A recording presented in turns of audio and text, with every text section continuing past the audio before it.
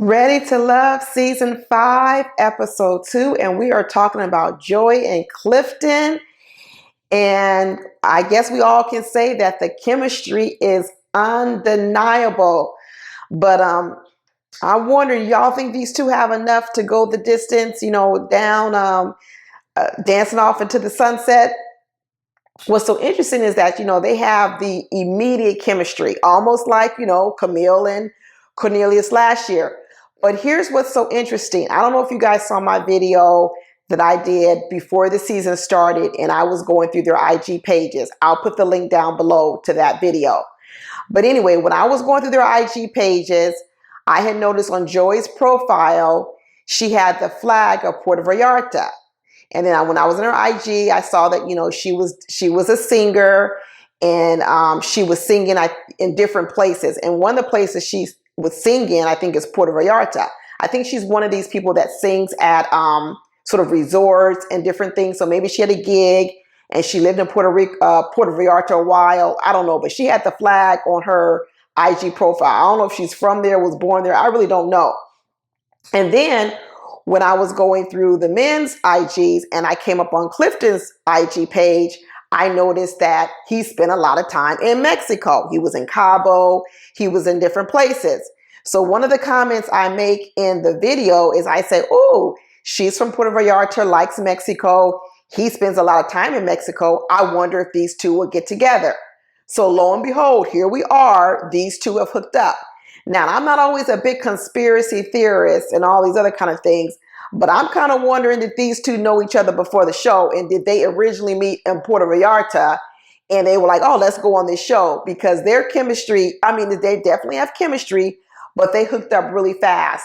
And although Clifton is acting like he's really trying to talk to Dakia and other people, he does go on dates with them. He is pleasant to the other women. He says little things here and there, but he's quick to point out to us that he's really only interested in Joi. And then when you see Joi on dates, she's almost kind of standoffish. She barely wants to even talk to the men. Like she did it with Fernando. She's done it with P.O. She's done it with other men, and they connected so easily. So I don't know. I'm not going to say the show is doing something funny or another, like they already knew each other, or whether they already knew each other and came on here, or whether it really is just an instant connection. But wherever, we here now, and we definitely see their chemistry together. So one of the things Joi talks about that she likes about Clifton is that he is very expressive in his intentions for her, in terms of his interest in her. She doesn't have to chase him down. She doesn't have to hunt him. She doesn't have to pull things out of him.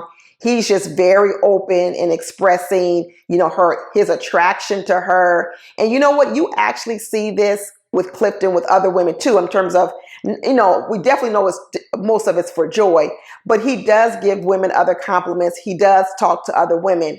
And you know what? And he interviews other women. I know women don't like interviews, but Clifton interviews Dakia all the time. He asks these questions. Where do you see yourself in 5 years? He asked her on the, I don't know if it's the previews or another date. He asked her, what are your thoughts on sex before marriage? These are interview questions. He's trying to figure women out. He asked a question to Kina when she was on the show. Could she see herself living out of the country and different things like that? So he asked interview questions because I think he's trying to see, does someone fit into his life? We also found out on this show that Clifton is divorced, and he's only been divorced for 2 years. So I don't know what you guys think about that. Having only been divorced for 2 years, is a person like that ready to jump back in to a serious relationship for marriage? Maybe a serious relationship in terms of being one-on-one monogamous. I could see that.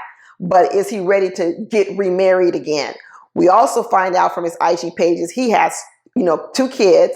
One of the babies is pretty young. I don't know, that baby looked like he was at least 2 or 3 years old. So that's kind of interesting to see. How would Clifton's lifestyle, having 2 kids, especially a toddler, gel with Joi, who seems to be on the road a lot with her career? And one of the things that Joi said was that it makes her cringe to think of only staying in one place. I think she told P.O. that it makes her cringe. So she obviously likes to travel. She obviously likes to hop around. And I think that Clifton must like the idea of traveling and having a different lifestyle because he's an entrepreneur. So he's probably not tied to a job, a 9-to-5 job. But will that work well with him having 2 kids? I mean, how much hopping around the world with Joi is he going to be able to do with a 2-year-old? So that will be interesting to see if this is just going to be something for this show where we get to enjoy their chemistry on the show. But once again, after Ready to Love is it doesn't really even go anywhere, which is, what I talk about when people are out here looking for their forever mates and everything. A lot of times people put so much emphasis on what I think are like petty things, like, is he bald? Does he have facial hair? Can I wear 7-inch heels with him? Is he 6 feet, but I'm only 5 feet tall? When in reality, when you're trying to build a life with a person, really what's more important are your lifestyles. Can you gel and mesh your lives together? And with Joi being on the road all the time or having sort of this entertainer's lifestyle, which happens to a lot of entertainers, I could see how it has been very difficult for her to settle down with one guy because most men are going to want their girlfriend, wife, or whatever accessible. And if she has to travel for work a lot, I could see how a lot of men may not find that attractive.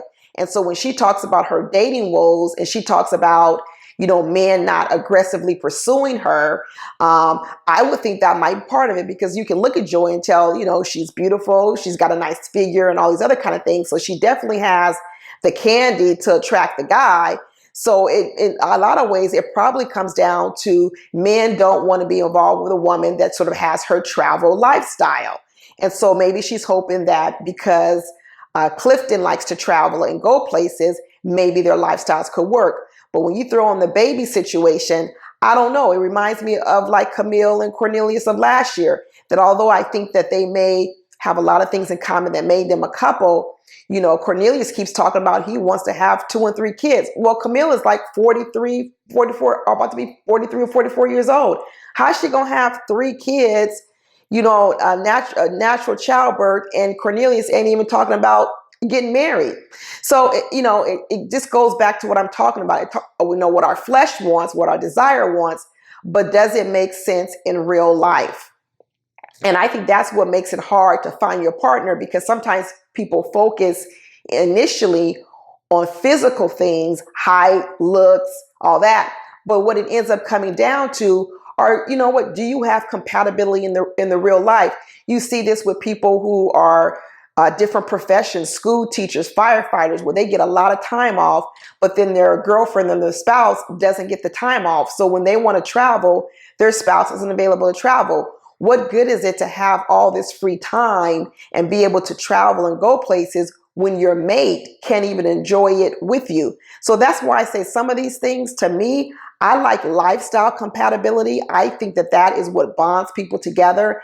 And I wish people would focus on that more, because in the end, that is what makes a happy union, when you can enjoy doing things. I mean, whether a guy has a bald head or a hair, or whether her hair is short or whether her hair is long, these things may be initial and they may play a part the first, year of the marriage or 6 months of the marriage. But when you're talking about long-term compatibility, you want to be able to enjoy things together and have the same priorities as one another, whether that's with kids or without kids. So with Clifton and Joi, I think we're going to see some good chemistry on camera. I'll have to see more to figure out, can their lives really have longevity after Ready to Love? So we'll see. But I'm excited for them. All right. Talk to you later. Bye.